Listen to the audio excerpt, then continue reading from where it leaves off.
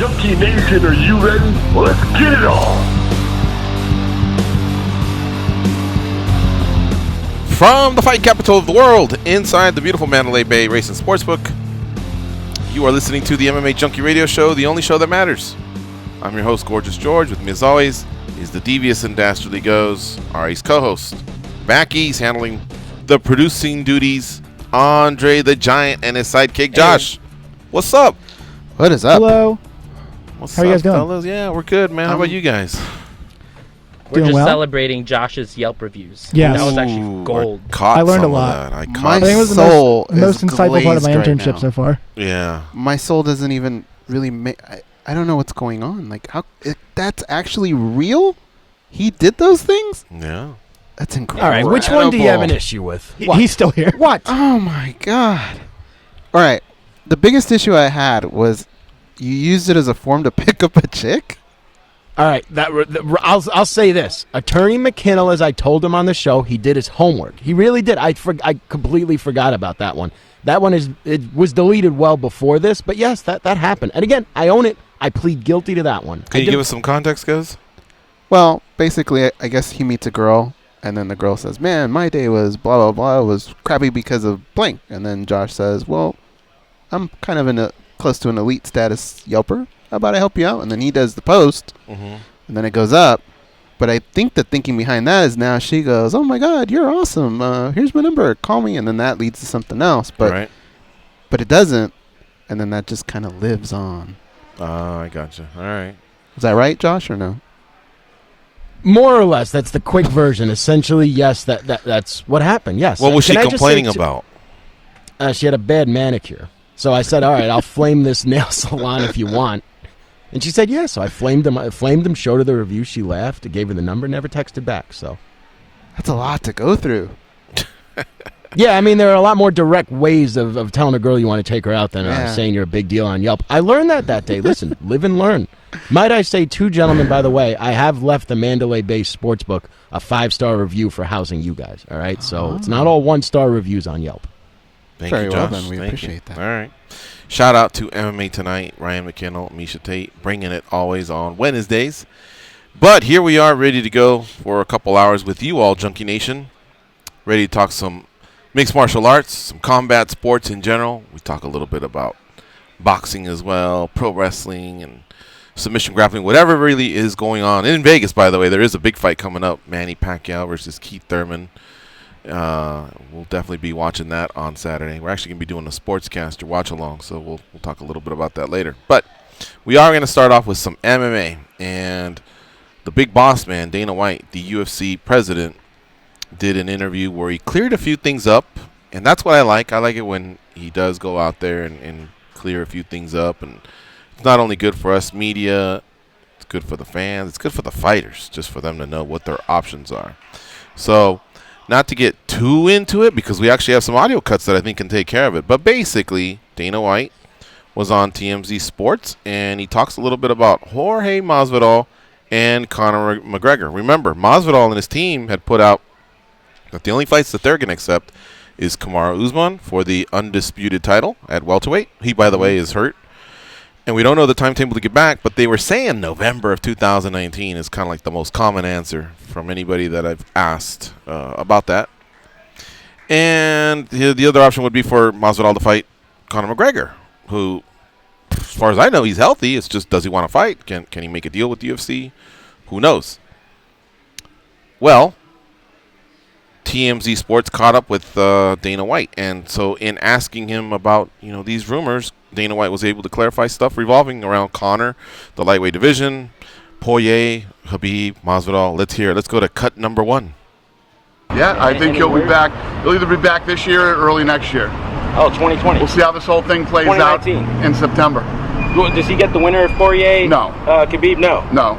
But it'll shake a lot of things up, whoever wins that fight. All right, so he's talking about Conor McGregor, and we've kind of been hearing, 2019 now is starting to get to the point where, like, it's fair to say, are we going to see him this year or early 2020?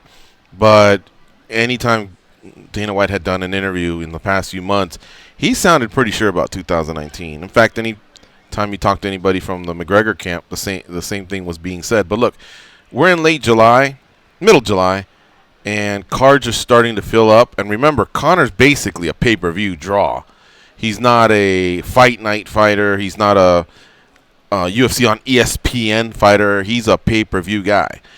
I don't believe he's going to go to Australia and fight on the same card as Whitaker and Adesanya, which, by the way, would be pretty massive already.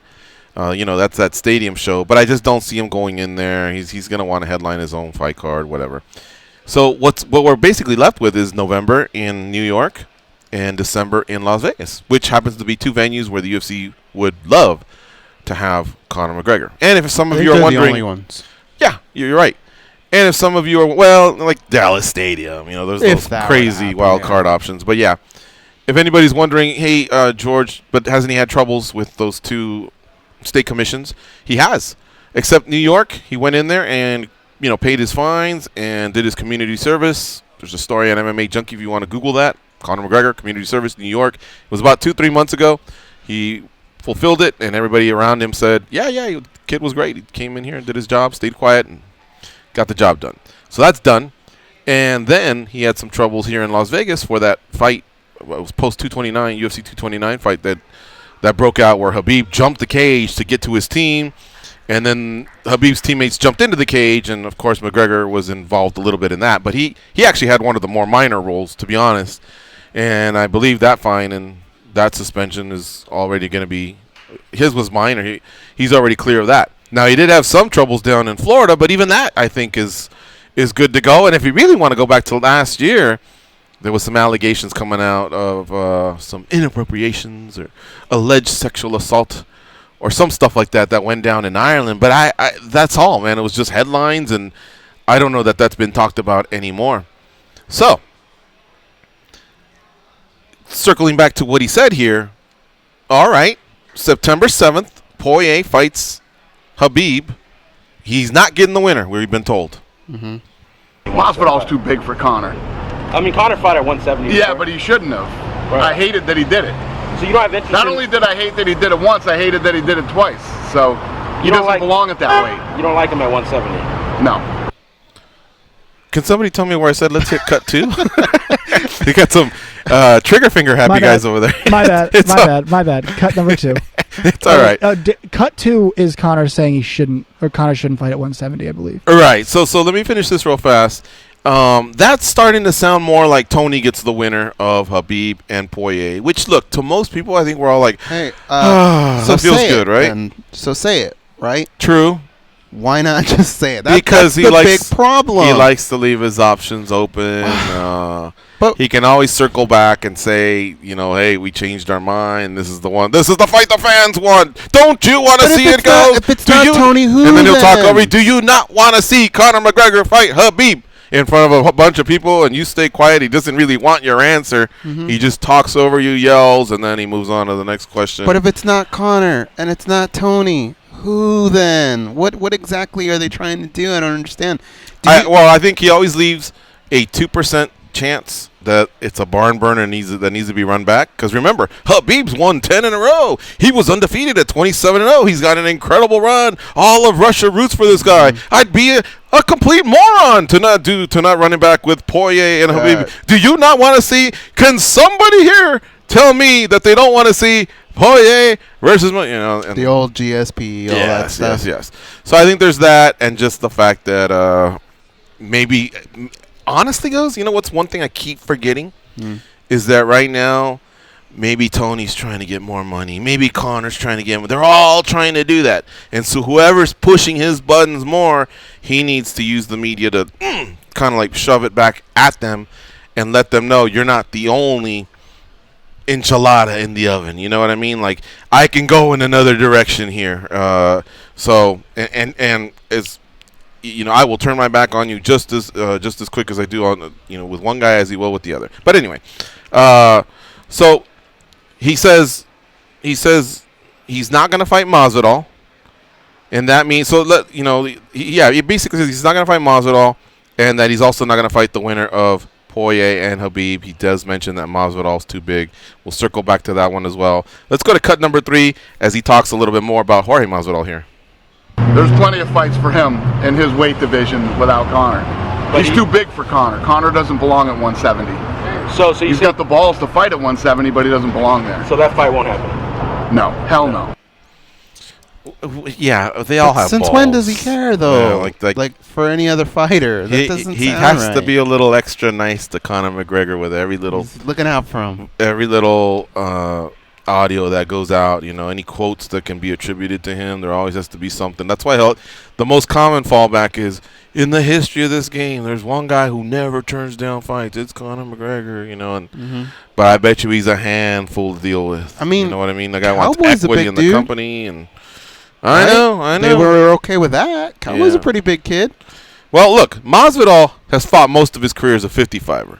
Only recently has he gone up to 70, like in the last few years. And at 70, it's not like he's been a killer. He's been a killer the last 6 months. But he also had a few losses that didn't go his way. Hell, he didn't fight for 18 months. And the fight prior to him going away for 18 months was a fight against Stephen Thompson. He lost that fight. So Jorge Masvidal is a tweener, in my opinion. He's a little too small for 70, though he's doing good.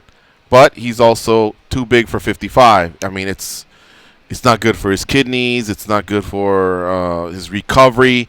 65 would be perfect for him. But guess who else is fighting at 65 pretty soon? You know that Pettis Diaz fight? It's at 70. It's at 70. Mm-hmm. He fought Conor McGregor twice at 170. That's just the way. One time because he knew he wasn't going to make the weight. The second time they didn't really have to do it. But either way, Nate Diaz has also dabbled with welterweight quite a few times, or twice, I should say. And he just likes it there. He doesn't want to go back to 55. He's basically about the same size as Jorge Masvidal, honestly. Yeah. So again, he's talking to all the numbskulls that can't call him on that. You know what I mean? Yeah. The hardcores, he doesn't care. He doesn't care that we're going to sit here and say, call out the truth and turn every stone, and so that we can always come up with the most legit reasoning, for why stuff gets done over there. He knows it's happening, but I don't think he cares. He just wants to talk to the masses, and that's his style. Let's finish up here. This is cut number 4. He doesn't know who Conor's getting next, and that's kind of what our job is, to dissect this. You want me to matchmake right here on the corner of fucking whatever, fans want to know. You say Conor's going to come back in early 2019 versus but I just said to you, we'll see how that plays out in September. You said, does he get a rematch? I said, no, but a lot of things will shake out, and we'll figure out who's next.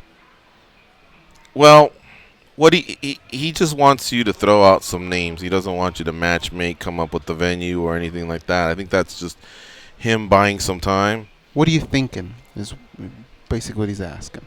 Yeah, exactly. Like, can you give me a time? Like, you have a card in New York. Are you kind of penciling him in there? Are you looking to do something that gets him to a title shot? Since you just finished telling me he's not fighting for the 55-pound title. You also just finished telling me Masvidal's too big, which means you're ruling him out of fighting at welterweight. Is there the possibility that this is when you create 65, which you've also said in the next 7 to 10 years while you're at the UFC, don't even ask him that question. And then featherweight would be one of those where, again, getting back to weight cutting and safety, like, do you really want to send this kid back there when it's, I mean, Conor, when at those weigh-ins goes, he looked brutal, man, at 145 pounds. He made it. He always made it. Hats off. But still, look, we're going to help in assisting with all that, with our daily debate when it comes to Conor. But when we come back, I want to concentrate a little bit on the Jorge Masvidal side of this because, again, he kind of did, answer some questions and eliminate some possibilities. So we'll tackle that when we come back. It's MMA Junkie Radio on Fight Nation, Channel 156.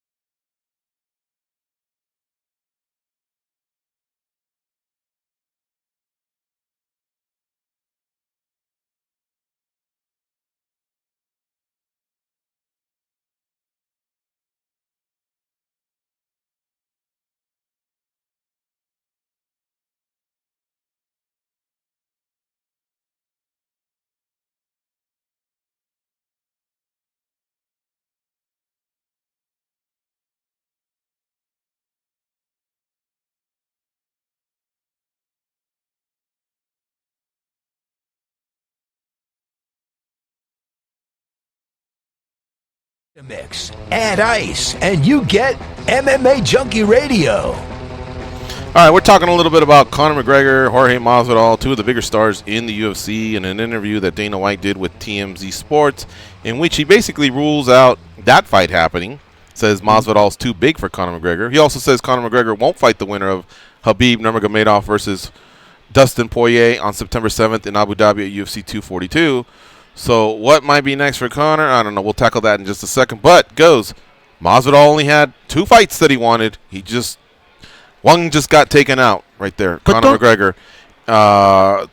He didn't clarify that Usman would be next for Masvidal, but at the same time, he also didn't rule that out. But don't you think it was smart by his management to even put that statement out? Sure. Because he knows he's popping, right?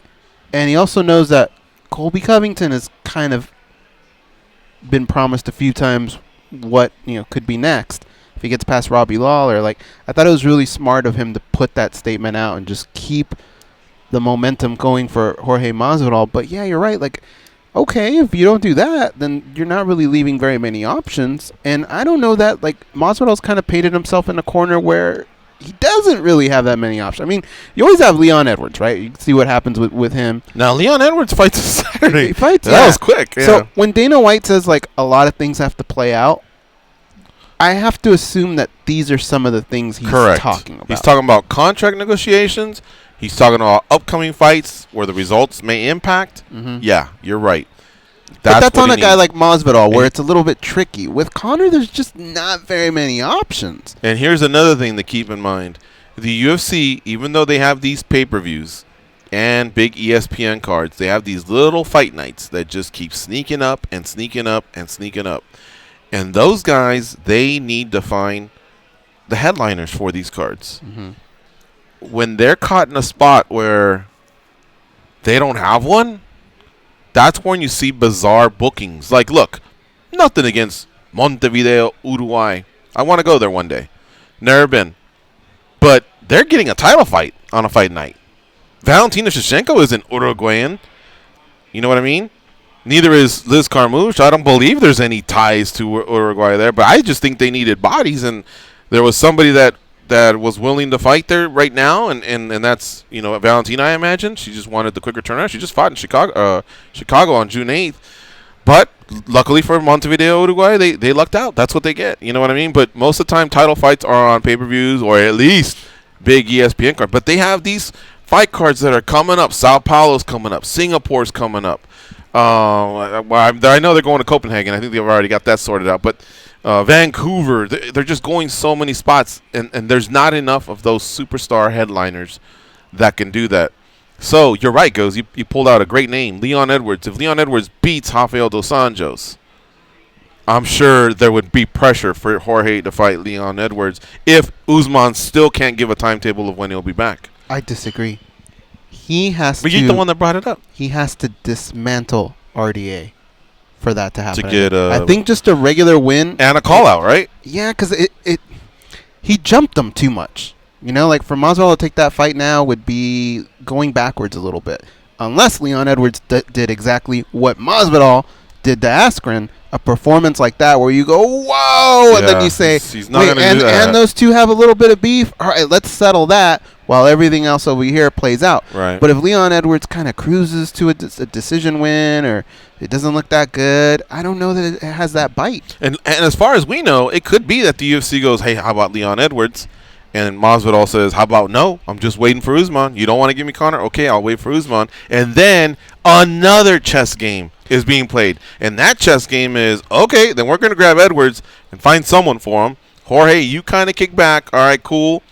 But in a few weeks, when Colby Covington fights Robbie Lawler, if Colby Covington does something that's pretty special, then the UFC can use kind of like move a pawn on the chessboard. Hey, maybe we're a little bit warmer to Covington and Usman all of a sudden. You sure, Jorge? You know what I mean? Like, that's the whole game that it gets played behind the scenes by the promotion versus the fighters. And I know a lot of you are like, go fighters. And there's going to be a few of you that are going to say like, oh, UFC, you do your thing. Now, most people, 9 out of 10, I'd say, maybe even 19 out of 20, are probably on the fighter side. But guess what? Dana White does not care to be booed or be a villain. His job is just to make money. Here's what I don't understand. Does the UFC like Jorge Masvidal? Because for I years, think so. for years, we've all felt he was a little underpromoted on their side. Okay, you could have done what you saw with Nick Diaz, what you've seen a little bit with Conor McGregor. You could have easily done with Jorge. Okay, but they didn't really do that. So now going back to Leon Edwards and RDA, if RDA won that fight, okay, and he looked great, would they present that as an option for Masvidal? If they don't like him, I would say yeah, because that's actually, I would think, is kind of a bad matchup for Jorge Masvidal. Leon Edwards is? No, RDA. RDA won that fight. Okay. What I can't figure out is if he's turned that corner with the UFC, where now they see what they have with him. He has, and they're gonna try and work with him a little bit more. No, I think he has. I think they're seeing the surge in popularity that he has. You know, their Google analytics, their trends, their traffic on websites, that type of stuff. They know it. They know exactly who people are who they're talking about. I do want to say something that I know people aren't going to like, but I do want to give an explanation for this. And I think only because if it makes you a better fan, then I'm all for it. And I know the fighters, when they hear me say stuff like this, they don't take it personal, because I feel like you and I we've earned this to be able to say this. I'm going to tell you why Masvidal is not a bigger name. All right, for one, Masvidal is not that big of he doesn't do like the whole gamut of interviews. Like he's not just doing interviews all over the place. When he does them, he's brilliant. I mean, he's really, really good at it. He just probably didn't even know he was that good at it. You know what I mean? People have to tell him, bro, when you talk, we're all listening, man. You got that swag about you. You know what I mean? But I think what honestly hurt Jorge, dude, is every single chance he had to just become a star, a big star, he just lost a key fight. You know what I mean? When he had a chance to be the Strikeforce champion back in 2011, he lost the fight to Gilbert Melendez. When he won 3 in a row after that, Strikeforce and then 2 fights, Tim Means and Michael Chiesa. Remember when Michael Chiesa lost? He actually ran and cried and all that. He lost to Rustam Kabalov. Well, guess what? He dusted himself off, won another 3. Pat Healy, Darren Cruikshank, James Krause, and then the controversial loss to Ally Quinta. Yeah. You know, very, very, very highly controversial. Many people use the term robbery. And I'm perfectly fine with that, but it was a loss. And so guess what? You got to rebuild. Then he comes back and smokes Cesar Ferreira, but then he loses two in a row. Benson Henderson, Lorenz Lark. I mean, this guy's lost a lot of Benson split was decisions. on short notice across the globe.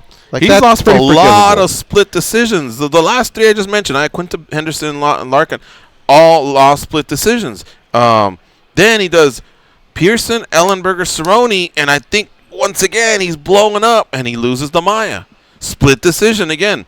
Then he loses to Stephen Thompson. That was a pretty unanimous decision. I don't even think George would dispute that. And then he was gone for about 18 months. So it's these split decisions that have killed him. And if he hadn't had anyone, wherever he's at now, he could have been probably anywhere between 3 to 5 years ago, depending on what win streak you wanted.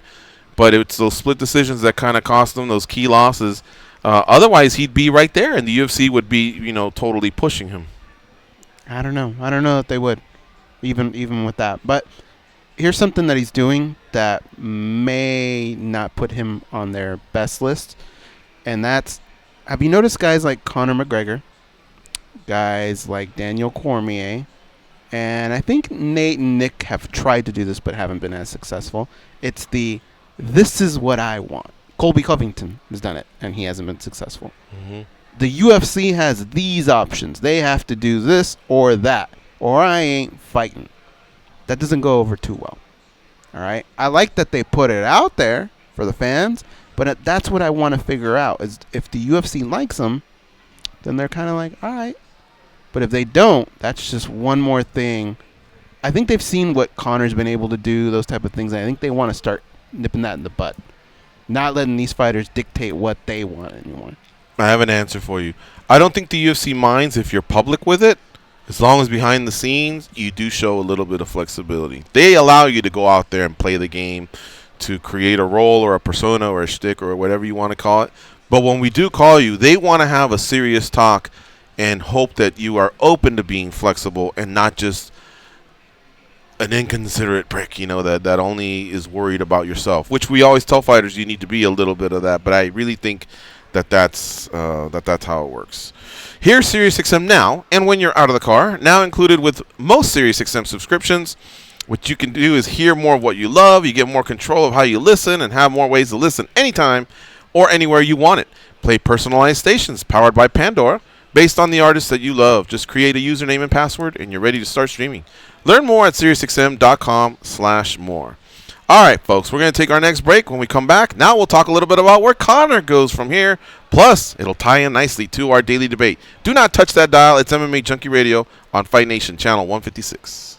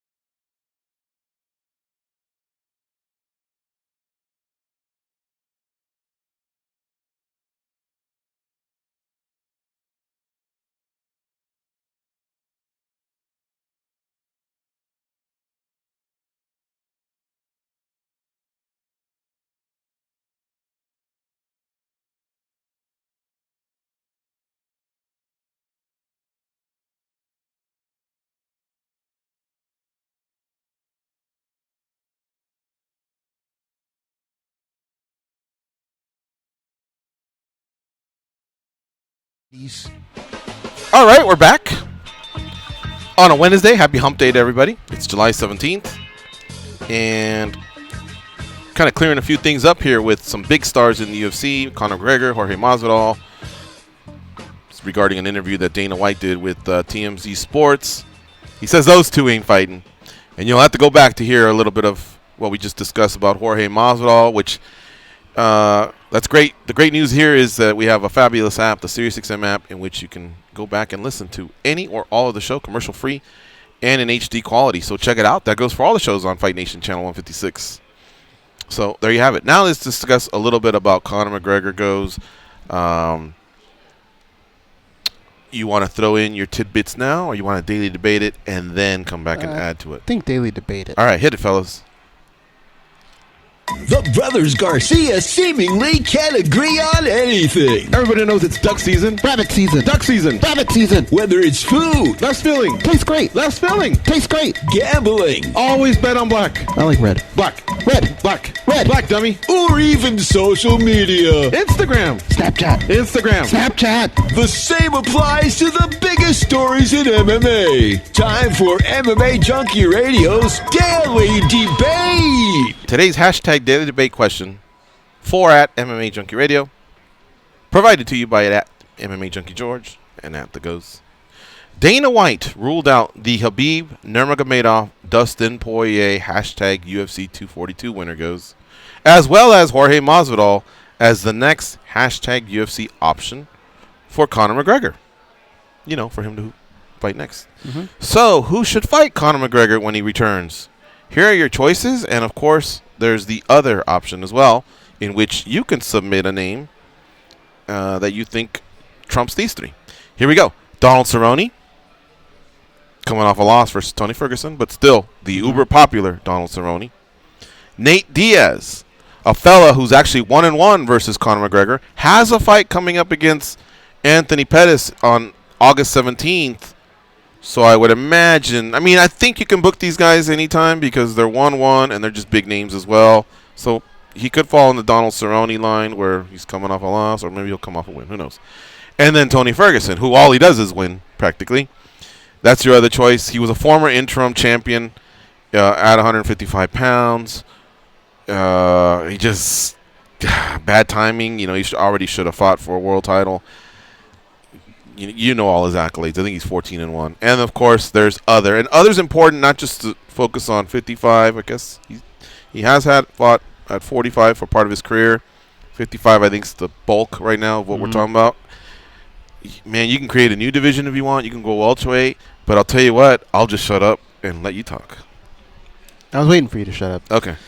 I'm going to go with Donald Cowboy Cerrone. There's a part of me that wants to say Nate Diaz. But then I realized Nate Diaz is the lifeline.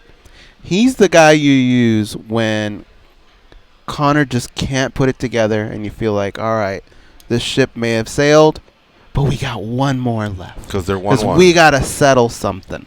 Because on top of needing to settle that, you also have the fact that Nate Diaz can be a little difficult too in negotiations. Mm-hmm. So I don't know that right now is the right time to do that. I think that's your lifeline. You save that. Okay, Tony Ferguson, I don't think makes much sense right now. It's almost like he should get the winner of Poirier. Right. And why wouldn't they just say that, right? So, well, we got to see how things play out. How they play out, yes. I feel like Donald Cerrone is a matchup that they've already said they've tried to make. They wanted it. Donald's always down. Half of the equation is pretty easy. It's just getting Conor McGregor dialed in. That's all you need. You got two venues you can make it happen. So make it happen. I think that's the guy. And to be fair, Conor's coming off a loss. Right. So, okay. What about other? Had you penciled in other? Who would you penciled in? You're not going to like it. GSP? 165, though. GSP? Yeah, because the only way you can sell that. The only way you can sell it is by introducing a new belt and a chance for a three-peat. What about Nick Diaz? I think that ship is whatever's the next analogy after that ship has sailed. That's it. Yeah, I want to be a jerk for just a second. My first option would be other, and say, you know how you ruled out Jorge Masvidal? Unrule that because he's perfect. And let me tell you why. The one thing we heard was that Jorge's too big. He's not too big. He fought primarily as a 155er most of the time anyway. As a welterweight, he's done well as of late, and I get it. Maybe he should be fighting for a world title, but don't say he's too big, because if he's too big, then Cowboy's too big. He fought at welterweight too. Nate's too big. He's fought at welterweight twice. In fact, both of them are probably taller than Jorge, and they probably walk around about the same size as Jorge. So come up with another excuse to piggyback that Jorge's a welterweight, because that's not good enough. But since the question did say rule out, and he is the UFC president, the most powerful man in our sport, then I got to abide by the rules. And I got to say, Donald Cerrone. Yeah. Yeah. I mean, I could say Nick Diaz, too, just to kind of be the other side. But Donald Cerrone makes a ton of sense. And you laid it out so perfect that Nate Diaz is just a fight that you can just bottle it up, throw it in the ocean, and when it comes back in, it's forget about records. 2022, July 9th. Okay, yeah, let's have them fight then, because it means nothing. They're 1-1, and they can build that bad boy up, folks. They sold 1.5 million pay-per-views on a fight that got put together at the last minute. It was supposed to be Rafael dos Anjos, and these two sold 1.5 million pay-per-views on 10 days, and then they broke the previous record of 1.65 million. And this had no belt at stake. Both guys, it's not like either one was undefeated or anything like that going in, but they're just two badasses. You know what I mean? So that's something the UFC now needs to hold on to. But don't wait too long either. You know what I mean? Yeah. So what's really cool about this particular question / poll / debate, whatever you want to call it, this might be the closest 3-horse race I've seen. The results are Tony Ferguson in first place with 32%. Nate Diaz in second place with 31%. Donald Cerrone in third place with 30%. So wow. 1% just separated all three of these. Now, there was 7% for other, and that's fine too, man. That's the beauty of Conor McGregor. And let me actually shout out a couple people. Blades and Shadez on Twitter. He says, how about Justin Gaethje? How can you argue with that one? If you can ever put that together, how can you argue with that one? That's brilliant. Blades and Shadez. Duty M7 at _JO99. He goes by Duty M7. He said Gaethje as well.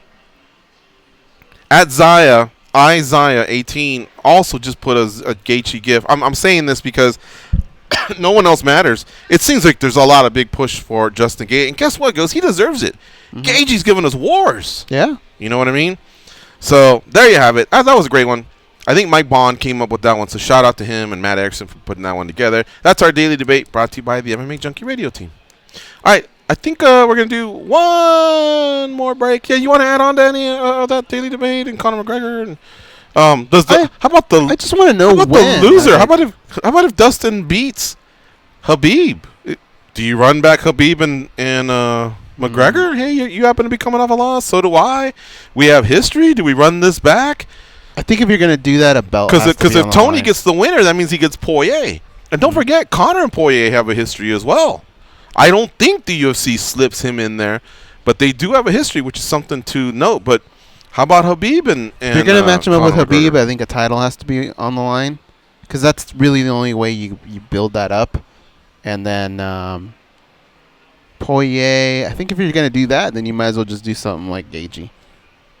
Yeah, I think you're right. All right, folks. Now we're really going to commercial. When we come back, we'll talk about Cody Garbrandt a little bit, one of the popular bantamweight fighters out there. He had an interesting take on PEDs and steroids. Stay close. We'll be right back.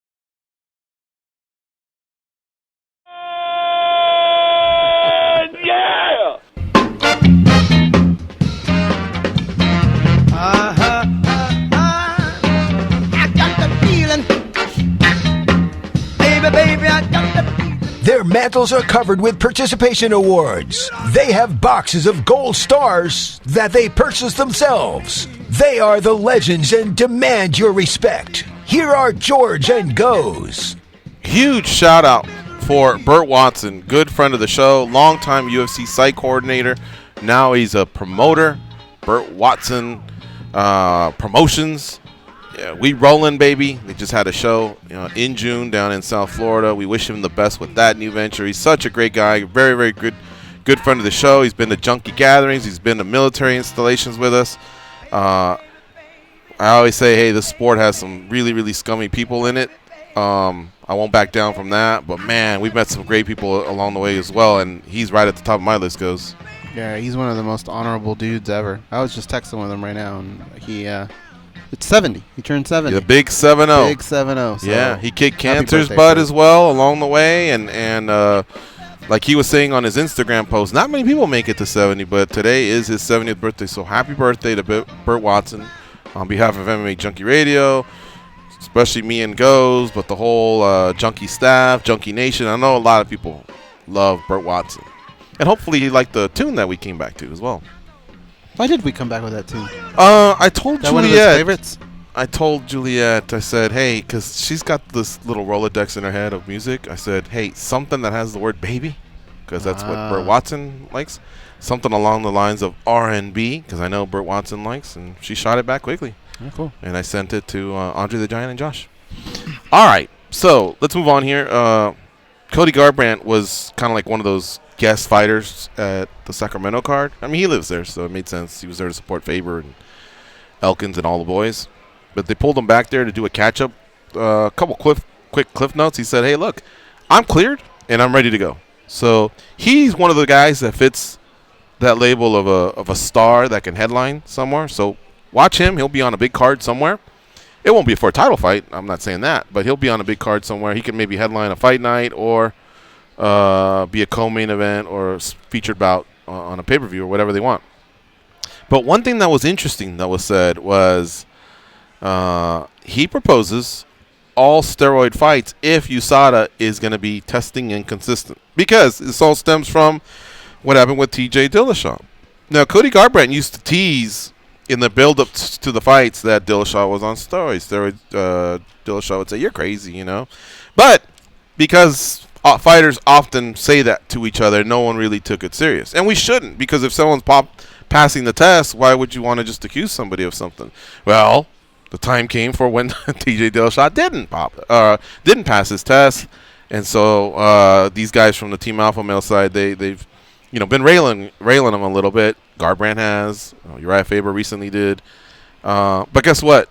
Dillashaw has to take that on the chin. He deserves that. There's no way around it. He cheated, and he admitted to it. And so, you're going to have to basically hear this pretty much for the rest of your career and maybe even for the rest of your life, depending on how far away you get from the sport. So, Bud goes, how about this whole deal with pretty much – well, look, here's his quote.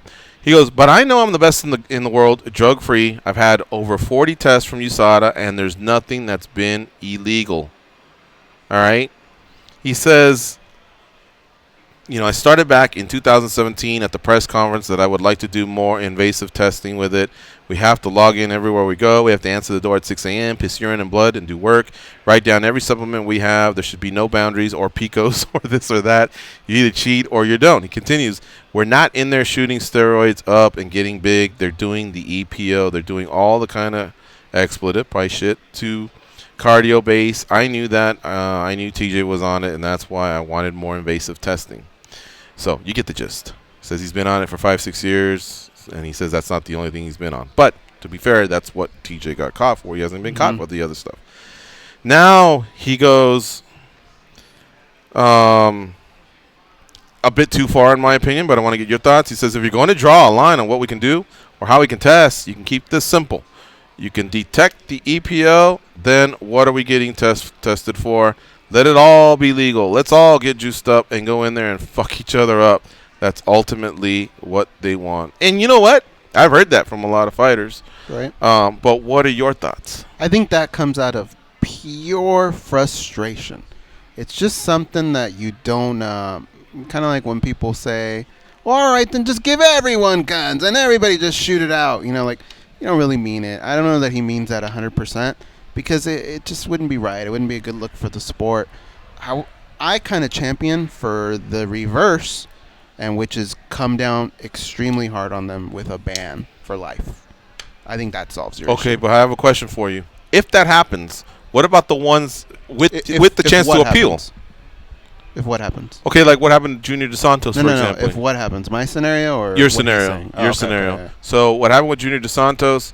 He got flagged, and if that at that moment they would have said, "You're done. We don't want you to be part." Does he at least get a chance to appeal? Yeah, he gets and a fight chance the to appeal and all whole that. supplement Yeah. stuff. I mean, you got to go through the whole gamut. Okay. But if going through the whole and you're gamut, saying one time and you're out. You're done. You know, I used to think you were a nut when you brought that up because I always felt like, well, there's going to be different circumstances, different types of cheating. But guess what? It's so true. Recently, we had a friend that came back from Singapore, man, and he used to joke around about how just life is over there and how you know how strict they are with certain laws. And he said, guess what? I'm not even don't do it, fudging. right? You know, I'm not even messing chewing gum or marijuana or whatever. He goes, because they have strict laws. I'm not convinced that is the way to go. I mean, just taking somebody out for marijuana or whatever. But regardless, I do want to say this. Here's the problem with all this. Let's just say the UFC goes, all right, fuck USADA then. We're done with them. Well, guess what? You still got to answer to the state commissions.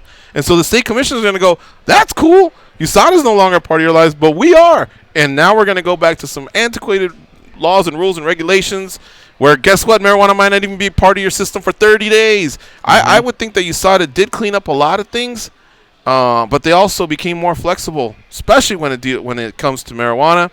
And, the UFC, USADA, they can all go away what they want, but guess what? They won't be able to go away. They won't be able to go to certain states. Certain states are just not going to allow it to happen, starting with Nevada. And you think the UFC is going to do that? Hell no. So then at that point, that suggestion almost just becomes ridiculous. Look, man, if I lived in Singapore and they tell me I can't chew gum, but somebody said, here's some Laffy Taffy, I would say, that sounds great because that's not gum, but it's kind of like gum. You know what? I don't want to get caned, so I'll just skip that and I'll have a now or later or something else. That's my mindset. For fighters, if you have a ban, that's going to be their mindset. Ooh, yeah, push I don't the know. rules. I mean, push the limits. Not all of them are math teachers outside of fighting, right? So this means a lot for them to make money this way, and you would just go, it's just not. It's too big of a risk, and they walk away. Just like weight cutting. Just like weight cutting. It's gonna hurt. It's gonna suck for some people, but after one or two, people are gonna get that message, and they're gonna go, "Ooh, that's a great fighter that just ruined his career." Yeah. I would say this to Cody, and I've said this fucking 10 times in the last 2 months, but there's always new listeners, so I got to be fair. TJ Dillashaw was flagged for EPO. What he did was terrible. If he did it other times, that's terrible. But he only got caught for this fight versus Cejudo. USADA did go back and test him for EPO along with the other testing that they did for him. They went back and they did, I think Jeff Nowitzki named off like 3 or 4 fights.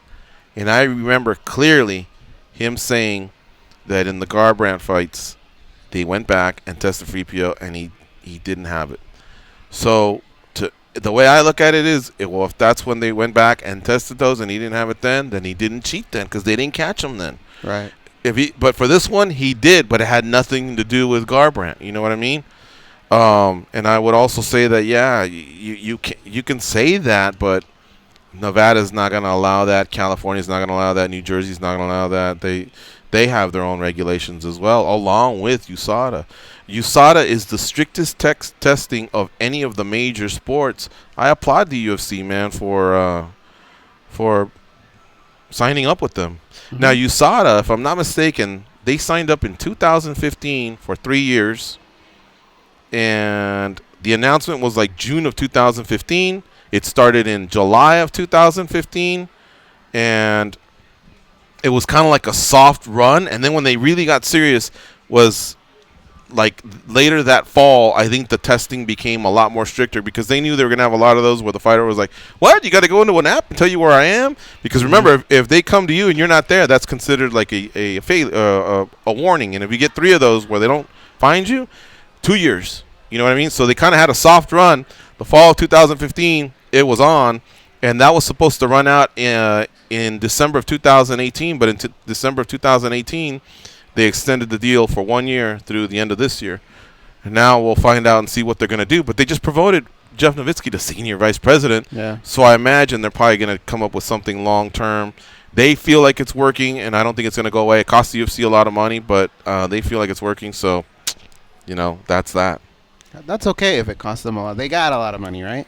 They got a lot of money. They sure. I want them to start thinking of a topic we covered yesterday with Jay Haran, and that's what about the fighters that did shed some blood for you, in the past? Is there anything that can be done? And I don't even care if it's at the smallest level goes. I don't even care if every fighter that's ever fought, or whatever, or retirement fund, if every fighter's fought at least, I think most fighters, the contract you get is 4 fights. But if you do lose 2 in a row, they can't cut you. I don't even care if somebody went in there and fought 2 times and lost.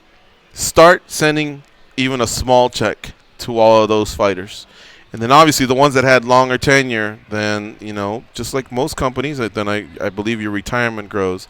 Whether you want to call it a residual or you want to call it a retirement, I really would like to see something like that. These fighters will never be able to get together and collectively bargain as an association or a union or anything like that and do it for themselves.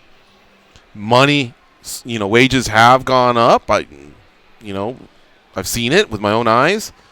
But still, I think there is something to be said for – there was a lot of fighters, man, that did a lot for the promotion.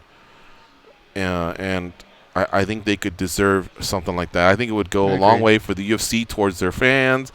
And even if you start off small, I think a lot of fighters would appreciate some sort of compensation. I don't want to put out a number because I don't want to sound ridiculous. But I'm telling you, anything you get would be well received by some of these fighters. All right, folks, that is the end of the first hour. Still got 1 more hour to go. Goes went to Dana White Contender Series yesterday where they awarded 4 contracts.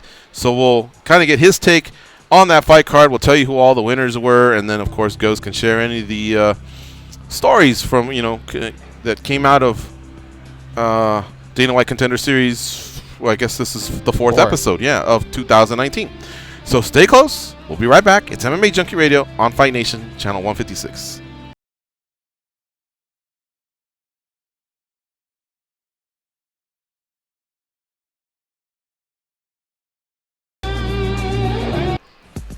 All clear, guys. I've turned them on. There you go. Yeah, all clear. 50 seconds. All right. And then just get your rejoin music ready. Yeah.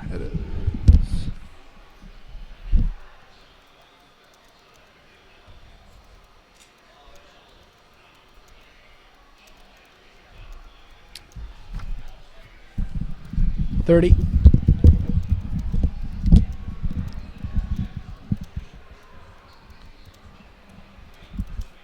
Do you guys Yelp as well? No. No, I like going on TripAdvisor and looking at reviews. That's fun. 15.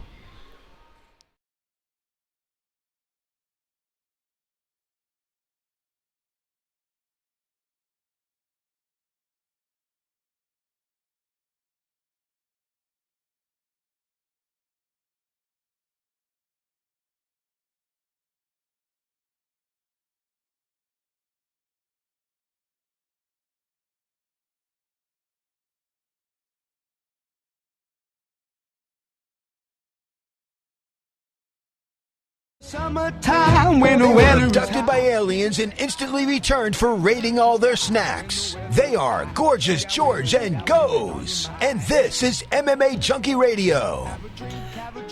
All right, Josh and Andre, I want to ask you guys a question here before we get into Dana White Contender Series. Goes thinks the owl from TripAdvisor just isn't all that. I disagree. I love his little bathrobe, his accent, the little spots that they put him in when he's doing the commercials, they kind of change it up a little bit. He's kind of grown on me. How about you guys? Where do you stand with the guy? I dig it. I've always liked the TripAdvisor Al, and I also like just how wide his eyes are. It kind of makes you think like they can see it. I was just about to say, aren't they too big? They're gigantic. No. Well, owls have big eyes, don't they? I don't know. Yeah. But his, And it's a cartoon. I know, but okay, it's TripAdvisor, right? Yeah. Maybe like Microsoft Word, the little thing that talks to you, isn't he like a little notepad or paperclip? That makes sense. It's in an office. When the fuck have you seen an owl when you go traveling?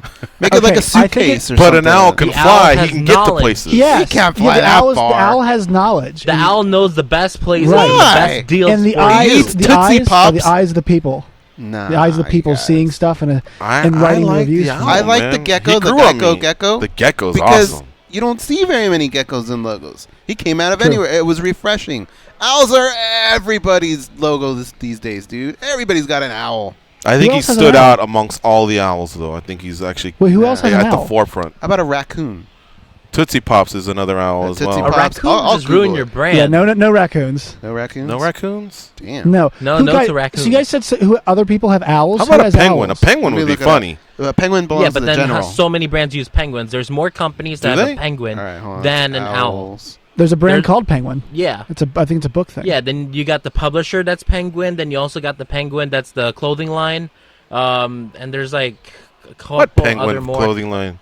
Yes, Oh, there there is is a a Penguin. Penguin Is there? clothing Yeah. line. My that boxers right men's? now have that brand on it. Really? Men's clothing? Penguin? Yeah.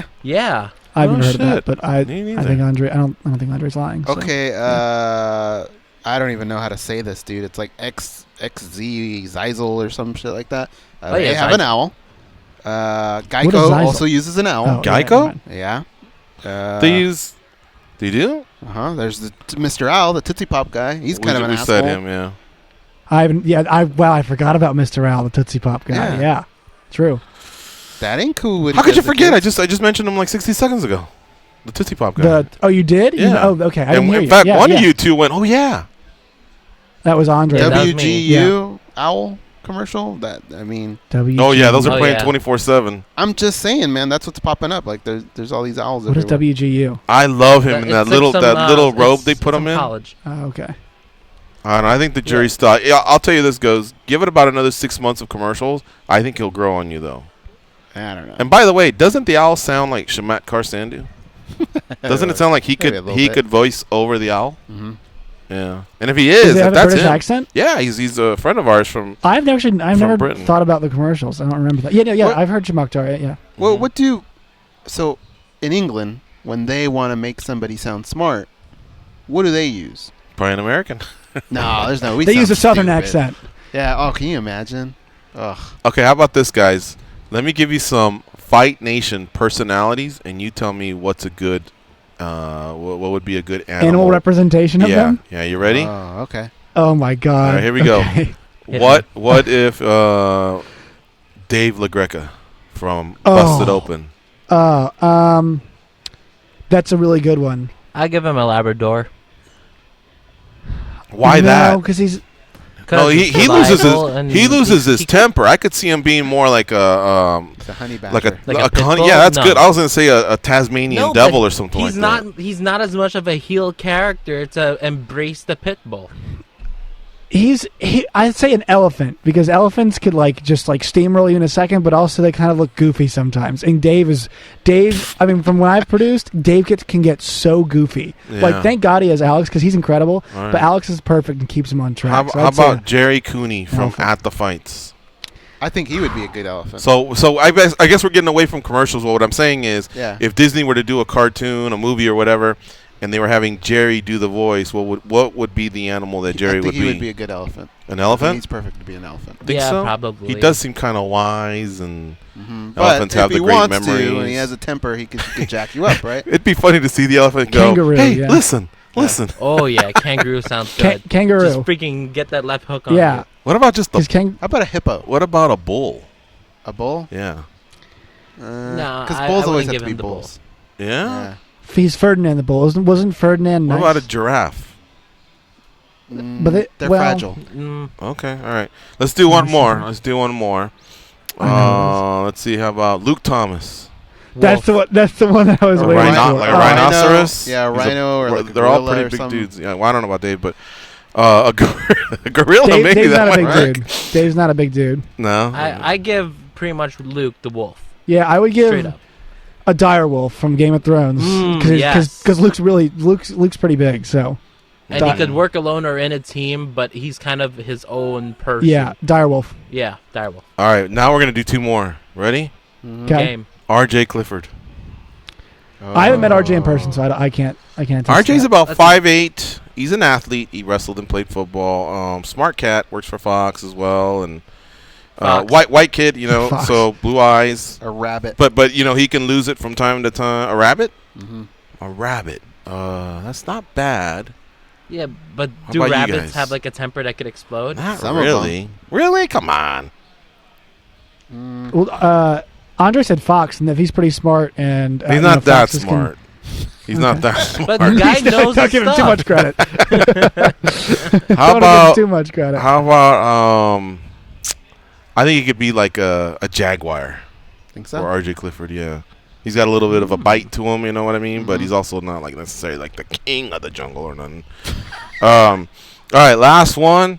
Josh Friedman. Oh. And you you're gonna guys trouble. are They taking got someone directions over there. from us, so you have to comply, and Josh will have to live with the results. Josh Friedman.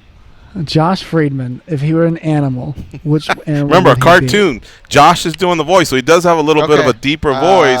But Either Josh a also Persian does those cat little or Sphinx Weasley cat. things, like whatever happens on Yelp and whatever. What about a fox? Does a fox work for him, or he's not smart enough? I'm going to go with a sloth. A sloth.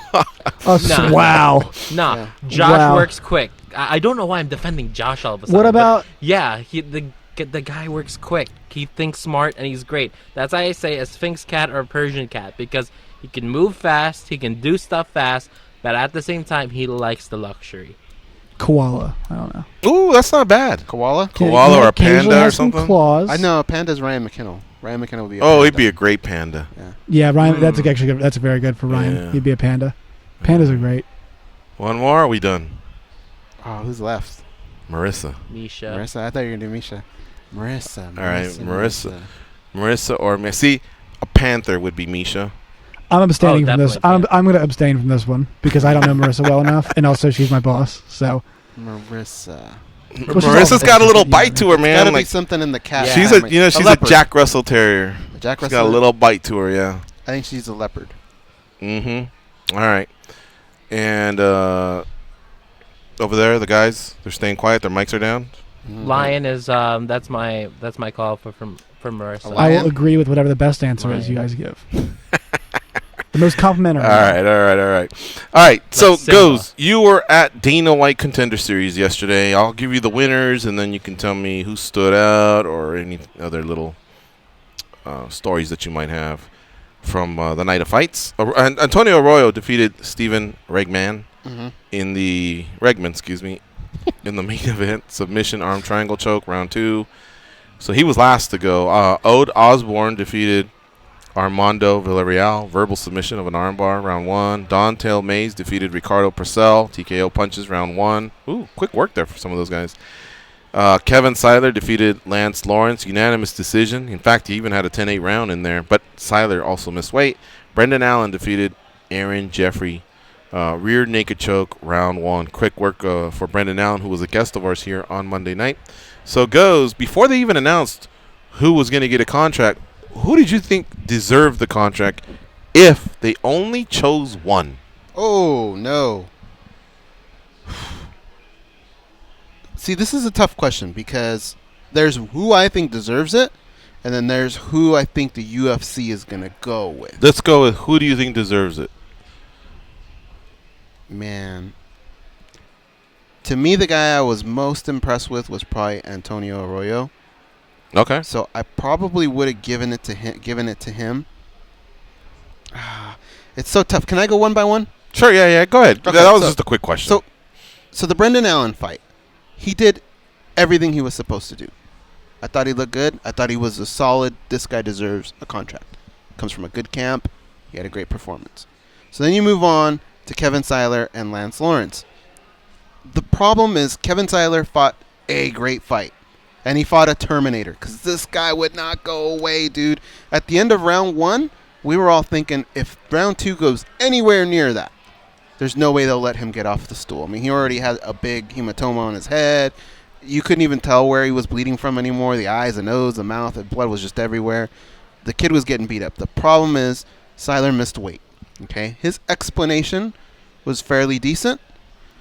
So, Silers? Yeah, didn't he miss by like 7 pounds? He missed by a lot, and he said he hadn't attempted that weight in a while, and he just didn't realize. I guess just kind of getting older, how much harder it is. Yeah, and to be fair, I don't know the details of it. Sometimes what they'll do is they'll catch you, maybe you're a pound away, and then they go no, and they get some fluids in you, and then by the time you weigh in, you're 7 pounds heavier. That actually happened to Anthony Johnson when Anthony Johnson fought Vitor Belfort down in Brazil.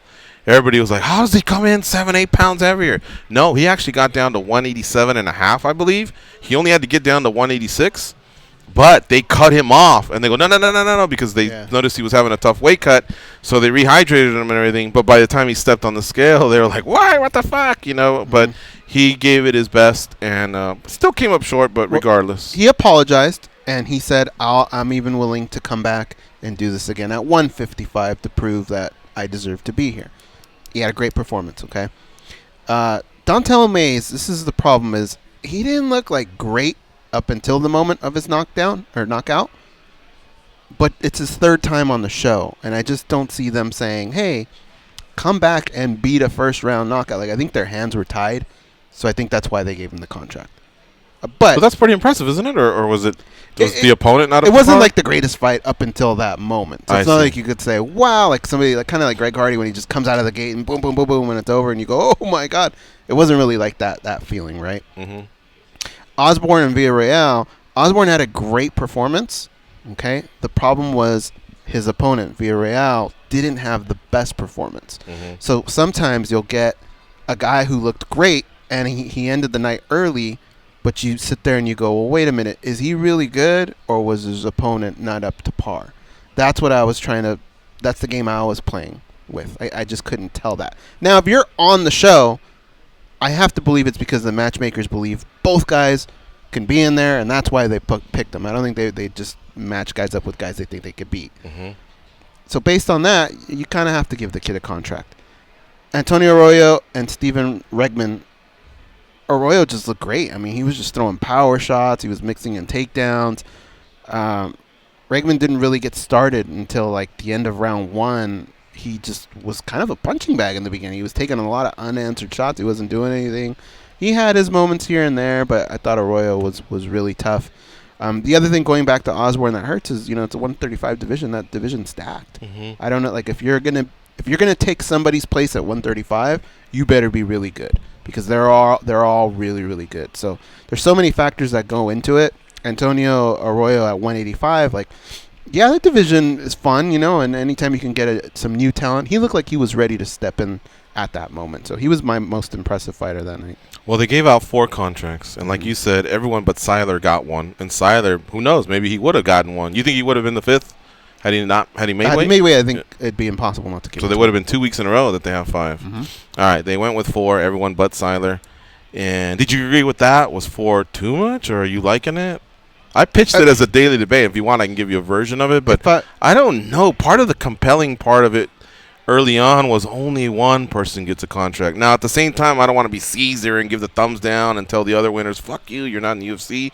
Mm-hmm. But I still thought it did something pretty special. What they could always do is say, hey, you didn't make it, but we'll bring you back in this season and give you a second shot, And I think what they get paid still maybe outperforms what some of the other shows are paying, unless you're in a key fight, so it's not the end of the world. But I this is 9 contracts in 2 weeks. Matchmakers can't be too happy. And remember, when Dontel Mays and Ode Osborne and Antonio Arroyo and Brendan Allen get accepted, guess what? There might be some very popular fighters that are getting sent packing. You know what I mean? Like, we think they're ready for the UFC, but they may go in there and do what the fighters that get sent packing do. You know what I mean? So just remember, it comes at the cost. They can only have a certain amount of fighters there. So I don't know that I'm as crazy as others for everyone getting a contract. I wish there was a way where you could almost, like in Osborne's case, right? He looked great. I mean, he looked good, but his opponent didn't look too well. So it's hard to tell like how good he really is. I wish there was a way that you could say, well, really, George Garcia is the guy that we think you're going to be taking his job. So fight him next week. That sort of thing. Or maybe at the end of the year, fight him, and if you win, you take his spot. That sort of thing. Because there's guys that like impress you where you go, oh, that guy looks like he has promise. And then there's guys that you look at and you go, that guy could go in and make waves right now. There's different levels of this, and sometimes I think they let these guys that you go, oh, that guy might have promise, and really he's taking the place of a guy that already has something going on. Can I be honest with you? Sure. When Sean O'Malley won, I just liked his look. The frizzy hair. Mm-hmm. He won. He wasn't as good as he is now, but that night, I would test anybody. Well, I guess people have different opinions, but I don't know that a lot of people were like, oh my God, that's the next star. Right. Now, he's made the most of his look and his skills, and he keeps getting better, so he's kind of proved me wrong a little bit. I just thought, oh, wow, they should sign him. But I was thinking marketing. I was just thinking potential. But I didn't feel like at that moment he was even the 50th best bantamweight in the world, or maybe the 75th best bantamweight. There's fucking killers in Bellator at 35, at one championship in 35, Ryzen at 35. So I didn't know what his place would be. Now, again, he's really become a pretty big name, and I hope he shakes this whole Pico's stuff that he's got going on. I have an answer for you. Yeah, on all that. Here's what you do. Okay, you get a guy like that, like Sean O'Malley, where you go, well, maybe he could develop into something. You say, look, we're not going to give you the contract, but here's what we're going to do. You get to be on The Ultimate Fighter. Boom. Oh, my God. That's too much. Why really? Not? Why not? Still a step forward for him. Well, the problem is these are all different weight classes, and The Ultimate Fighter only features a certain amount of... Two. In those situations. I would just rather bring him back for another Dana White Contender Series. And honestly... If he ain't ready then... Honestly, I would say another close call, 2 close calls that didn't get a trophy, or not a trophy, a contract tonight. Mm-hmm. Let's get them to fight in 8 weeks or in 12 or whenever they're ready. But at the same time, I'm also a proponent that the Dana White Contender Series should be more than 10 weeks long. I think there should be two 10-week runs. Make the other one start sometime in November or December or whenever you want to do it, and maybe you can bring them back then. But I don't like this whole thing about. Think about it. It's 10 weeks. There's 52 weeks in a year. Right. So after the last one, you got to wait 42 weeks, or basically 2.5 months before it starts all over again. But you got other options. This is too great of a thing they got going on Tuesday night, especially me being in Vegas, that we need to wait that long. All right. You know what? I think we went a little bit past the segment. We're just going to do a longer segment here. So, guys, hang with us real fast. Goes, tell me about your overall experience, because I want to put this to bed. But this is your second time at Dana White Contender Series. You can still compare it to the old gym, or are you settling in? Are you digging the Apex? Yeah, there's something about like when you would walk into the Tough Gym, there's something about seeing the jersey, all that stuff up on the banners, all those things. It just had this special, almost like a smell to it. I think I kind of got over that now. That's just gone away. It's something that happened. And now when you walk through the Apex, it's starting to have that really cool vibe. And I think the more and more things go down there, the more and more it'll feel special. But I've gotten around it a little bit, and it's not bad. I like that you get to see the vignettes now before the fights telling you. It feels like there's a little bit more on the line for every fight, because you find out where guys are coming from in their lives and how much this means to them. Where before if you didn't have one of these papers here that tell you these programs that have all the fights listed, you didn't even know who they were, right? Now you kind of get a little vignette about them and all that. You're a little bit more invested. So maybe you lost a little bit of mystique with the old gym, but you gained some new stuff here. Did you see any MMA fighters or notables there? Yeah, a few here and there. Who'd you see? James Krause was there. Oh, yeah? Julian Marquez was there. Was he cornering somebody? No, he was just chilling. Marquez? Yeah, Julian Marquez was there. I saw Tyron Woodley week 1. Mm-hmm. I saw Triple C on week 1 as well. What about the general public? Were they allowed in? Do you know anything about that? Okay. Or is that... So we were talking about this a little bit. Here's what I heard. Okay, so when you walk in, they ask you, Are you with a fighter or are you media? And a lot of guys would say no. Which, if you're not with a fighter, if you're not with media, then who is you, right? Mm-hmm. But they would just kind of direct them over there. From what I heard, I think there's like a little bit of a waiting list you can get on, and you can attend them. And I think that's maybe who some of these people were. Well, people have asked me, hey, we heard what Dana White said. In fact, I tweeted it.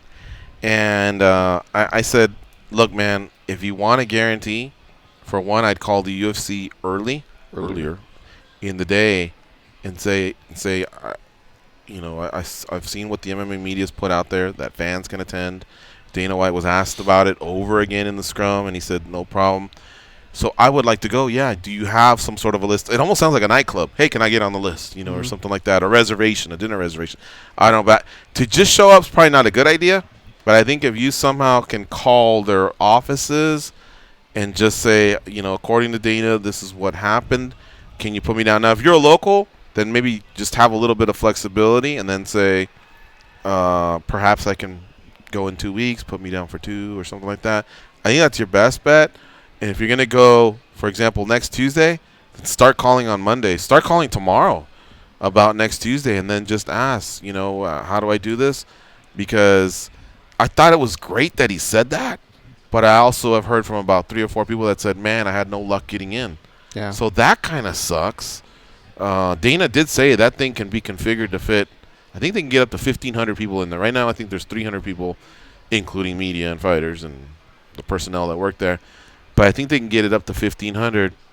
But when he was asked about it, he wasn't, put off. There wasn't a roll of the eyes or you got a lot of nerve or anything. He was like, yeah, hell yeah, let's do that. Why haven't they done it? In fact, if I'm not mistaken, he even said that people used to just show up to the gym for the reality show, and I didn't know that. Oh, I don't know about all that. Yeah, I don't know. And either that or I misheard him, but I thought he said that was pretty people used tight. to come to the other gym. Now, what he might have meant was just Dana White Contender Series at the other gym. Yeah. But I thought he said the reality show. Because they don't even know when it's happening. And you had to shit. sign. Remember, we had to sign the waivers and all that big stuff? old waiver you have to sign. So who knows? He probably meant, now that I think about it, he probably meant Dana White Contender Series, the other one. But, and obviously if you know a fighter, then tell them, hey, I want to be there to support a certain fighter. But I would just say here's probably the easiest way to put it. The sooner you do it, the better, especially if it's for this week that's coming up. And if not, then for the subsequent weeks that are left. Now, this was series number 20. This was number 4 in the 10 that they're going to do. So you still have 6 chances to check it out. The next one, do they already have a card for it? They do. Look at this. Terrence McKinney versus Sean Woodson. Razman Kurmagomedov versus Jordan Williams. Christian Lawson versus J.J. Okonovich. Jamal Hill versus Alexander Popek. And Camuela Kirk versus Billy Quarantillo. Man, Laura Sanko's got to get here 2 days before, huh? Yeah. What's up with Laura Sanko? Cool. We need to get her on the show. Yeah. She's been here twice now? Or in studio? Yeah. 2 or 3 times, yeah. Yeah, she's really, really cool. And that's kind of her gig now, right? Yeah. I'm a little confused. Was it ever offered to Megan? I mean, she is the local, technically. Or I think because she travels so much. She travels, so this is just her getting to chill. Yeah. She doesn't even get to do 5 of them. I mean, Laura actually has to do the if you watch her, she hustles because she does a lot of the stuff pre-fight. Mm-hmm. But then after the fight, she's the one that actually reads off the score. There is no Bruce Buffer or Joe Martinez. Yeah. She actually has to go up and announce the winner. And then if you watch her, she hustles back and she'll do an interview there. She'll do the one with Dana White. She really has a busy night. Mm-hmm. Anyway. It's a hustler. All right, folks. We're going to take our break here. It's MMA Junkie Radio on Fight Nation Channel 156. When we come back, let's talk a little bit about the latest rankings put out by USA Today and MMA Junkie. It's MMA Junkie Radio on Fight Nation Channel 156.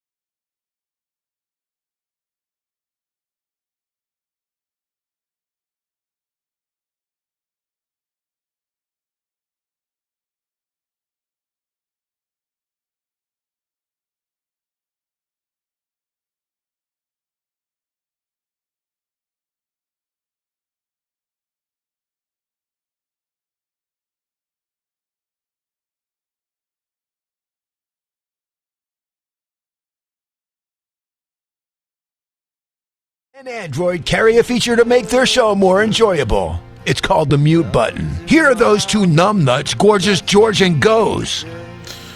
All right, folks. Let's talk a little bit about the rankings. We've started to do a rankings report on a weekly basis on MMA Junkie. And I wanted to. I know, man, that sucks. And I wanted to give you guys a little bit of a background, on how we, get to the decisions or whatever. But this week was different, guys. There was a lot to consider and gloss over with the females. GDR defeated Aspen Ladd. That was quick. The fight was quick, but it was quick for me to figure it out. Ladd was number 3. GDR was number 4. We just flip-flopped them.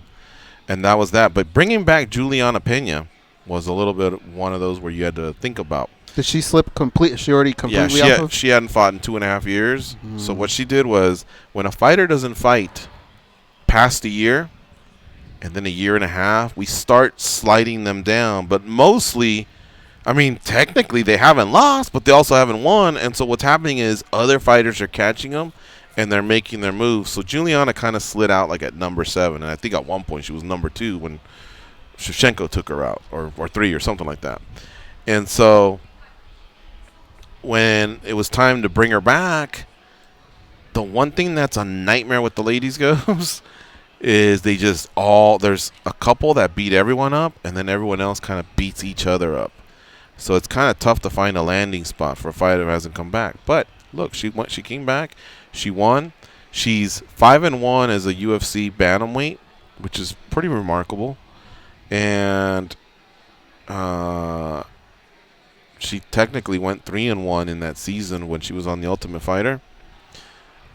Those are called exhibition bouts, but like one of them was Gina Mazzani. I think that one was to get in the house. One of them was Shayna Baszler, and I forget who the third one was, but like her wins were respectable. Gina Mazzani was to get in the house? Yeah. Oh, I didn't know. Yeah. So Juliana Pena is now 9-3. We decided to bring her back all the way to number 5. Oh, Kat Zingano was the other one that she beat. That was the last fight that she won, and it was just outside of 36 months. We put a strong emphasis on the last 3 years, but it was just outside of 36 months. So head-to-head wins are really, really like a strong criteria for me. So I just thought it made sense. Well, let's just slip her ahead of Kat Zingano, who herself has fairly been inconsistent. Pennington's coming off the loss. Sarah Kaufman, Holly Holm, winning, losing. Kaufman's now in PFL, and she's fighting at lightweight, so she'll probably slowly be doing some drops. Evinger lost, so it's just a little bit of a headache. But I had to remove Montano from flyweight because she just fought as a bantamweight, and it's gonna hurt her because I don't see her doing well at bantamweight. Honestly, I think eventually she'll have to go back to flyweight, and she's just gonna have to figure out that cut. You know what I mean? But if you just look at her stature and size, I don't think so. She'll succeed up there. Right? Yeah. A few other things that happened was over at Bellator, we had Arlene Blenko winning. This was the featherweight division, and so we had to move her around a little bit. Julia Budd, she kind of has to stay at number 3 because 2's Cyborg, 1 is Nunes, so there's not really much to do there. Amanda Bell, who just lost to Blanco, we kind of removed her, but we slipped in Leslie Smith because remember I told you Leslie Smith got a win. Well, when she left the UFC at 35, she debuted at Bellator at 45. We try and consider their overall resume with the primary focus being the past 36 months. But still, she went out there, she won a 45-pound fight, and guess what? 145 pounds isn't that deep. So we figured we would reward her with a honorable mention spot. So it was really, really fun to just kind of unpack that a little bit. Livy Souza, she had lost her fight to Brianna Van Buren. That's a whole headache, and I don't want to get too into it on the show. But basically, she has a couple notable wins, but she also has these losses that have just hurt her at the wrong time, and her and Angela Hill have been a nightmare because Hill beat Souza, and that was a great win for Hill at the time, but Souza just Great record. I just don't know what to do with her because when she comes up against ranked fighters, she's lost. Yeah. So I have to give her a little bit of a tumble because when you think about it, like she took some short notice ones Tisha, too. Carolina, man, some of them might be working off a loss or some of them might be 500, but they're fighting the best. They're all of them. They're messing each other up. You know what I mean? Constantly. Joanna, Claudia, Jessica. I mean, all of them. They really, really go in there and then they just fight. When you come over from Invicta, you got to mix it up with some of them because, yeah, you can go, Carolina's lost her last couple. Well, yeah, look who she's fucking fighting. You know what I mean? She's Tatiana Suarez. I mean, she's out there and she's... That middle of the pack is tough. Oh, I'm telling you, strawweight. There's a lot. Strawweight is really, really tough. On the men's side, which probably be a little easier, people were asking me, what about Faber? Look, Faber's been gone for 2.5 months. All credit to him. He beat Ricky Simone, who's top 20. But he's not top 15, and he's not top 18, because basically our last 3 spots are the honorable mentions. But I would say he's just outside of that. And Faber beat him, but prior to that, there was a win over Pickett, which doesn't carry as much weight as it once did, and a loss to Rivera. And so I just think we need to see, for one, is he going to fight again? And if he does, who will be the name? But it's just not fair to the other killers like Rob Font that are honorable mention. You know what I mean? Honorable mention is stacked, stacked. You want to see some of these names, dude, at bantamweight? Sure. It's crazy.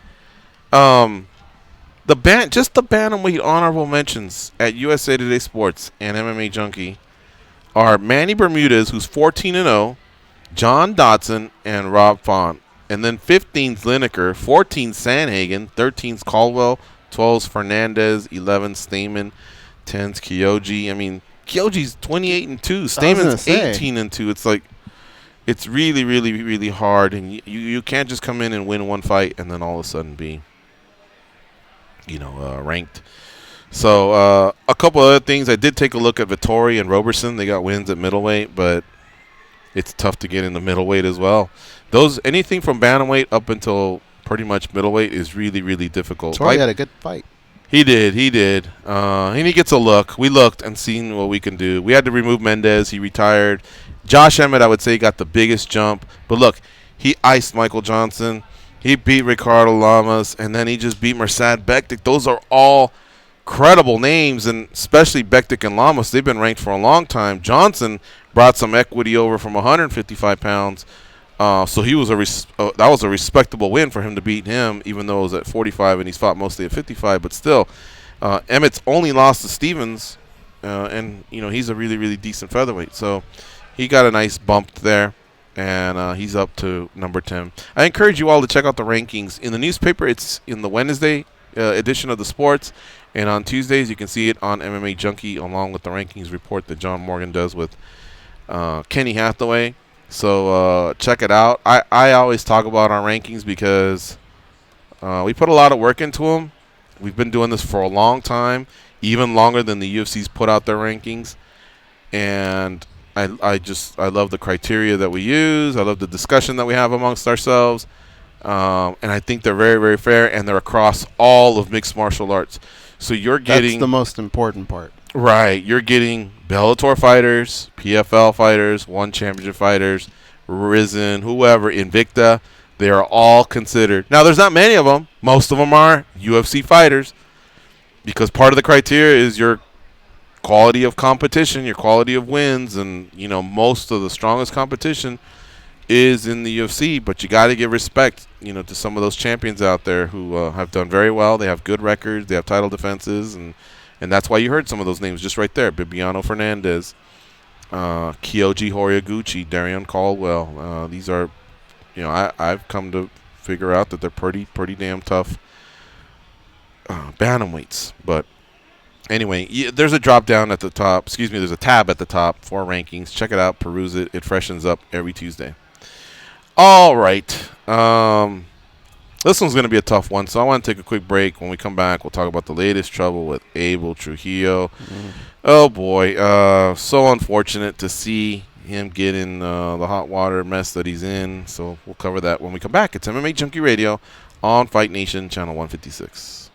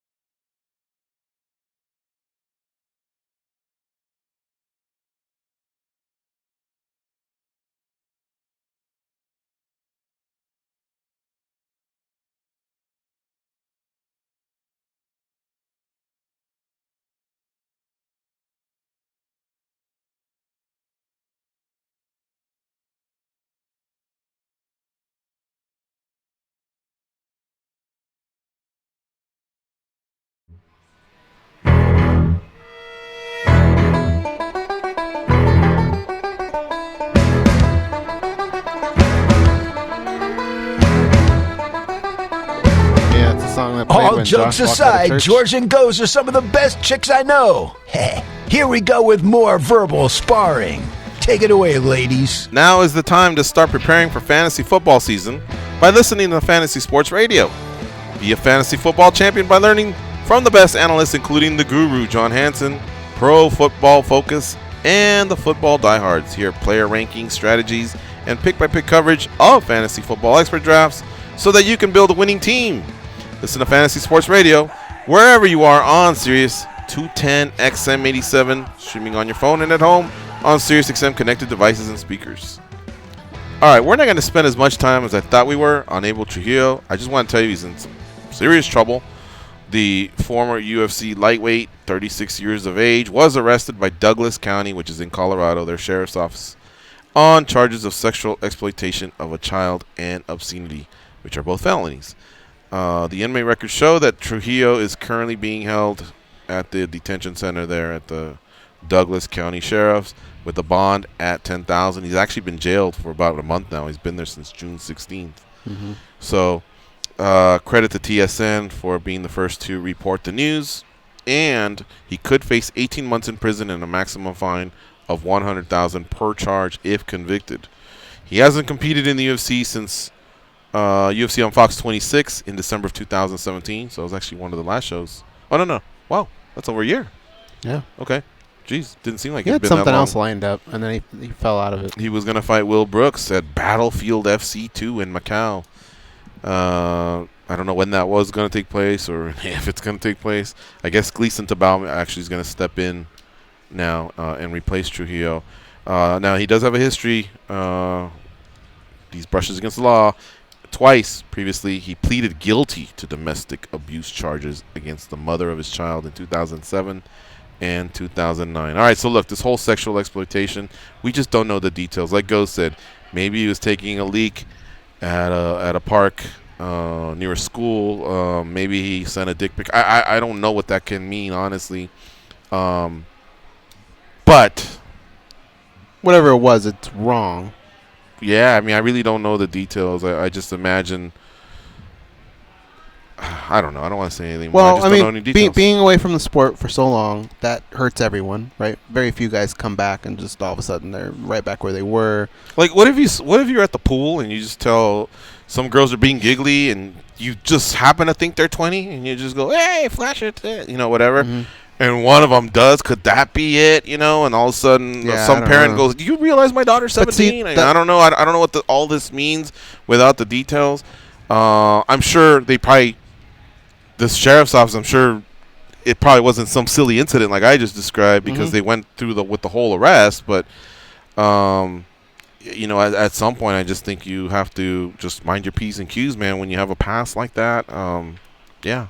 I mean, you should have better known better. Most of the time, you give people the benefit of the doubt, but then that's when their resume comes up, and you look and see what else has happened in life. Right. And when you look there's been other trouble, so you lean more towards. Or he's pleaded guilty. Yeah. Look, when we get more details, we'll touch on this story. But we uncovered a gem in the middle of the commercial. And guys, first tell me, are we commercial free, or do we still have one more? You're good to go to the end, guys. Ooh, so check this out. Somehow along the way, we're doing a little bit of chatter during the break.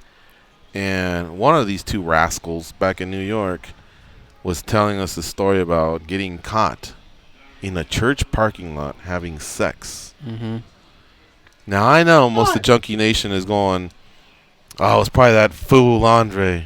Doing dirt with that girl. No, I'm the good boy this time. We're not going to say who it was. We're not going to say who it was. All right.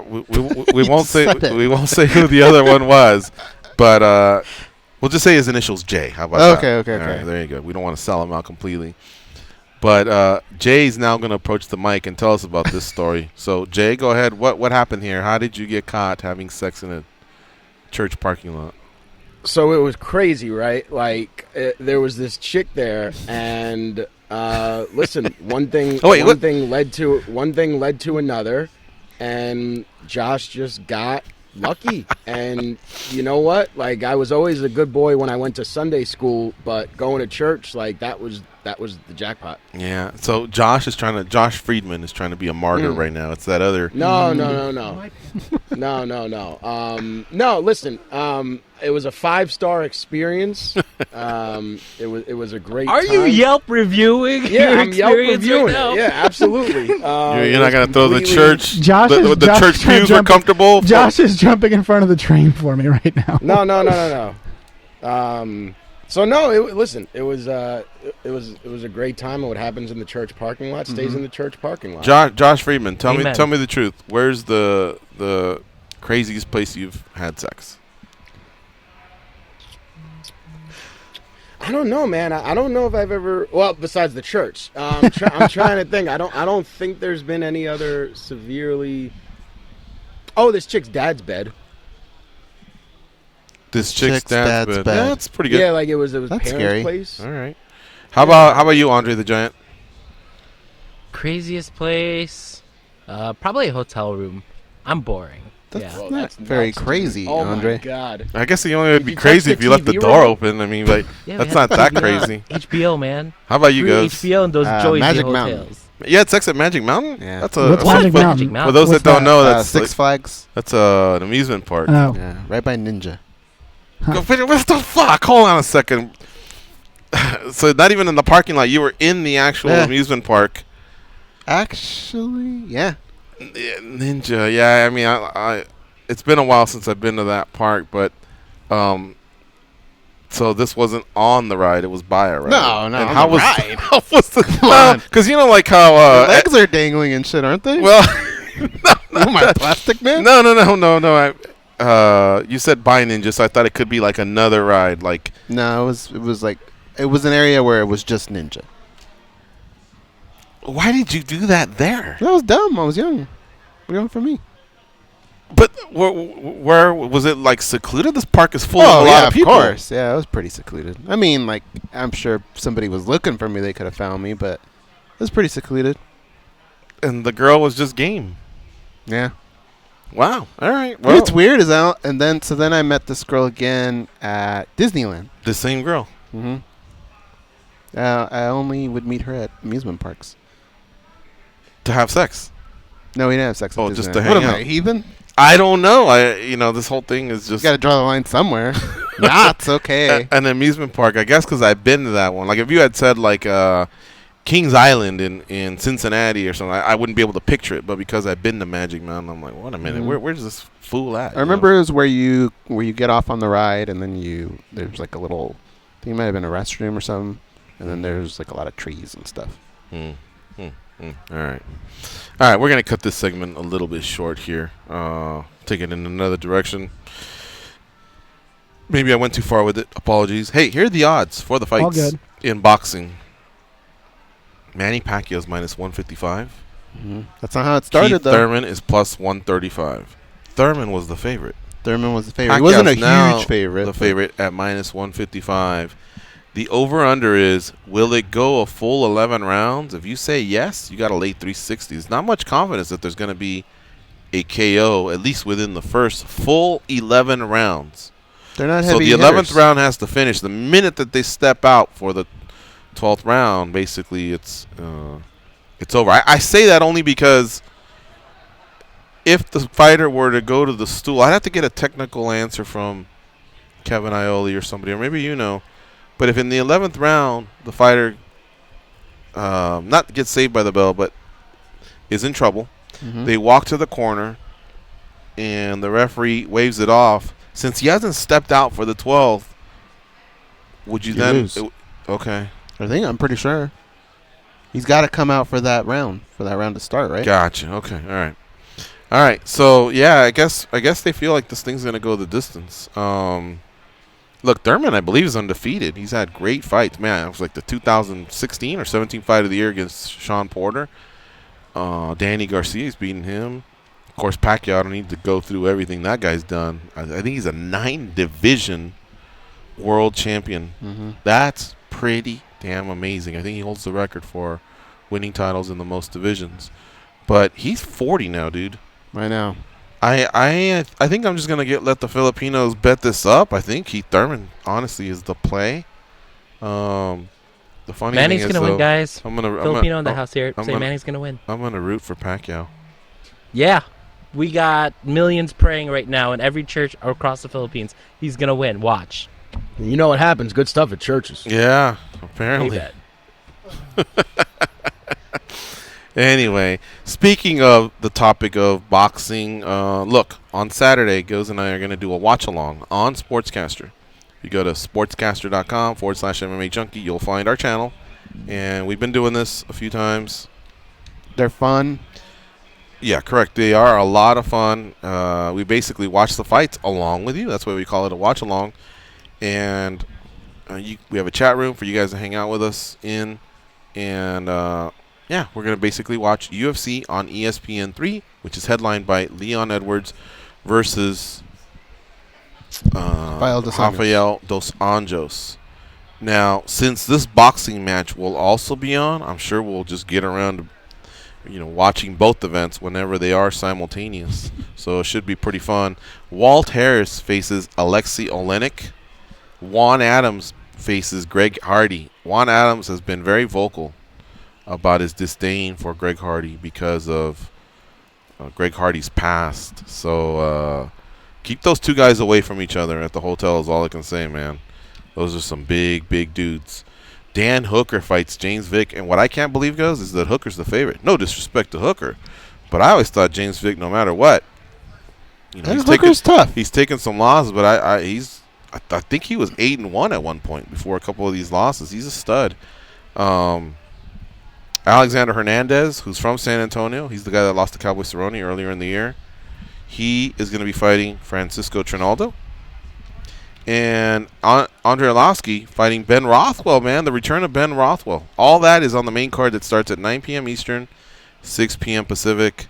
There's prelims earlier. We won't be doing the watch-along that early, but you can count on us at 6 Pacific, 9 Eastern. We may try and duck in a little bit early. Bruce Leroy's on the card. Irene Aldana versus Raquel Pennington. Smiling Sam. Good stuff there. All right. What's going on here?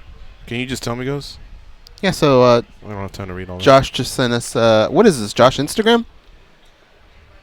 So Brett Okamoto tweeted it out. It looks like a screenshot of Donald Cerrone's Instagram, and it looks like Cerrone is teasing an announcement. The caption is, "Just got off the phone with my old buddy at 155. It's our only option. Told me, Cowboy, let's go make this money. I can promise you it was a fight you do not want to miss." So pure speculation, but it seems Cowboy might have a fairly interesting matchup that'll be announced soon.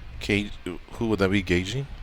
I don't know, or somebody may have gotten He says, hurt. my old friend. I mean, people just say that, I guess. Tony? Nah, Tony wouldn't do it. But my old friend probably insinuates somebody that he's fought before, right? Maybe, but see, they're both from Colorado, so that's what I thought maybe that might mean. Oh, boy. I guess we'll have to stay tuned for that one. Mm-hmm. All right, folks. I want to say thanks to absolutely nobody because we had no guests today. But it was a fun time with Josh and Andre and the other Josh. So for those three and goes, I'm George. Have a nice day. We'll see you in 22 hours. Go out there and be a champion.